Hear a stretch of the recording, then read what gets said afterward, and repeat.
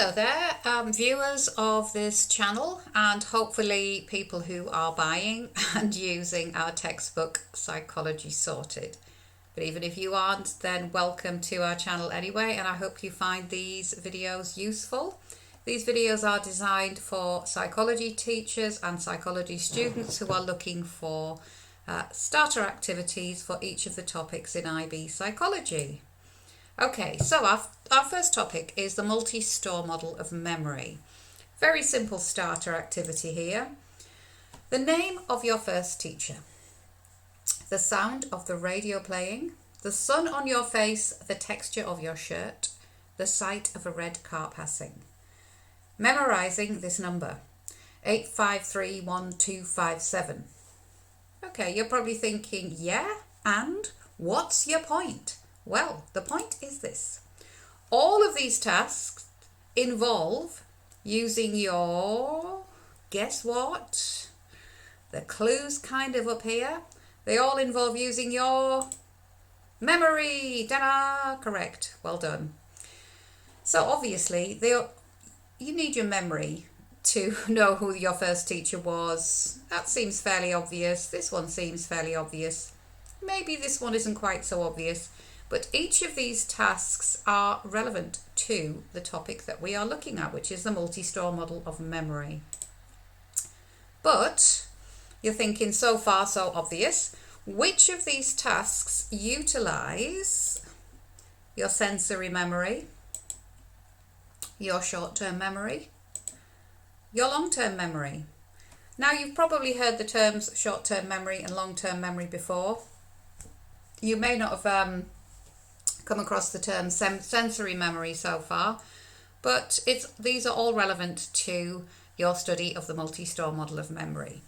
Have a go at linking each of these terms here to number 1, number 2, and number 3. Which types of memory are being utilized for each of these? So your teacher may have provided you with a whiteboard and a pen, which you can use in a minute. Your teacher might not have the whiteboard and pen, and your teacher might decide, I can't be bothered trying to find the whiteboards and pens, let's do it another way. So whatever, teacher, it's in your hands. You do whatever you like. So, number 1. So, we're asking the students in the room. Number 1, the name of your first teacher. Which of these types of memory is being used here? Okay, we'll check in a minute, don't worry. Number 2, write down your options.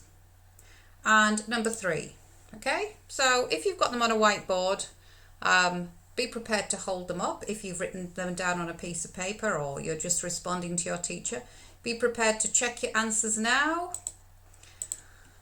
The name of your first teacher.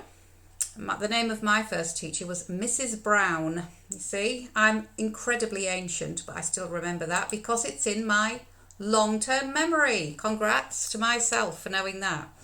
If you said sensory memory to the sound of radio playing, the sun on your face, the texture of your shirt, etc., that's sensory memory. The final one, memorizing this number, congrats to you if you said short-term memory. But we haven't learnt this topic yet, the students cry. It's not fair, she's asking us about things we don't even know about. Well, you know, isn't discovery the best way to learn? No, just tell us what to write, the students cry. Well, that's not the way I roll, baby. It's all about discovery as far as I'm concerned. So you now have 4 minutes to go online, use a textbook or whichever resource you have available to you to find out what these 3 terms mean. Sensory memory, long-term memory, short-term memory. What do they mean? And how do they fit into the multi-store model of memory? So voila, there is your starter task to help you navigate your way through the wonderful topic of the multi-store model of memory. I will see you again soon. Goodbye.